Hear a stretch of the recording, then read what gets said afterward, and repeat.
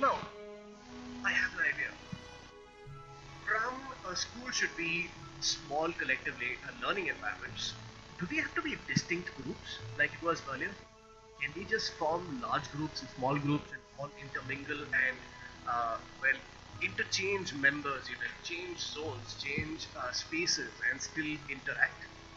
I think so. Yeah, I think that is a good idea, but preferably closer to their own age. No, as in a 12th standard student might not have too much interest in hanging out with kindergarten children, but a kindergarten child might really want to hang out with a first standard kid, and a fifth standard kid would really want to hang out with a sixth standard, hopefully, and rather than these large age gaps.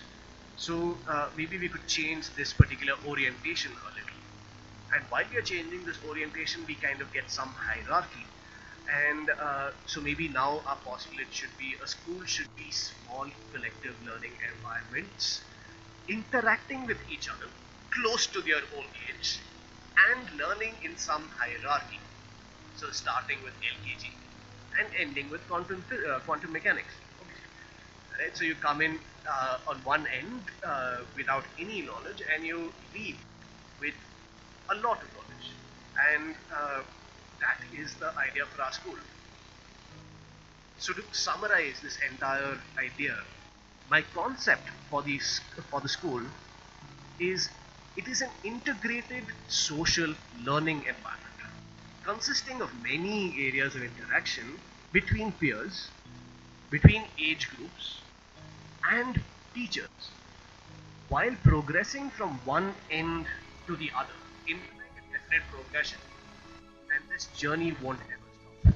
To explain this a little more, it is integrated, so it is not separated. So a lot of things are integrated and brought together. Uh, it is social, so hopefully the idea is that you make friends there. It is part of your life in that sense, and it is a learning environment. Obviously, it is a learning environment that we somehow provide, consisting of many areas of interaction between peers, between classmates, and things like that, between age groups, of not just classmates, but maybe between age groups close to each other, and between teachers and the rest of all of these children in all age groups.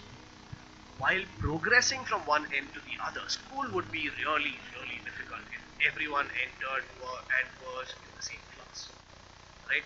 And it would be very, very daunting to even think of it. As in, obviously, when you're that young, you don't think about school that much and the entire prospect of going all the way to 12. But if it was all mixed up, if it was all just one huge thing, and after 12 years they give you this one certificate and say you're done, it would be a whole lot more difficult than if you were giving these yearly progressions, which imply some growth and helps us control our quality as well. And that this journey won't ever stop. This is obvious. As you learn, you will realize that there is always more to learn, and one person cannot learn. Which brings us back in a nice circle to concept versus theme. What is the theme? Right? I've explained what a concept is to the best of my ability. So now, what is a theme? A theme is just that outer skin. Is just a temporary cover. It is just skin deep, as you might say, which can maybe be replaced, but doesn't change the overall concept. The core idea still remains the same. So my interactive social environment school can be shaped like books. It can be shaped like anything I want. Really, it can have the theme of okay, okay, let's look at examples for themes then. It could be the shape of a book, like I've shown here. It could be the shape of a stack of like a library stack, like a shelving system. So, and you keep progressing from one to the next or something like that. It could be what's this? My plan as books and things like that. But all of these, I think, are just very superficial ideas, while the core idea remains constant. And those core ideas can also include ideas for forms, where it's not just the shape of a building. It's not just, my building is shaped like an apple because we eat an apple, obviously, or something like that. But it's a lot more deep. It is a lot more philosophical. It is culturally, socially, and environmentally thoughtful, and things like that. So all of those ideas put together forms your concept. And I hope you got something out of this. And please ask me questions, and let me know if you understood things, if you didn't understand things, what you thought, if you agreed, or even more importantly, if you didn't agree. That would be epic.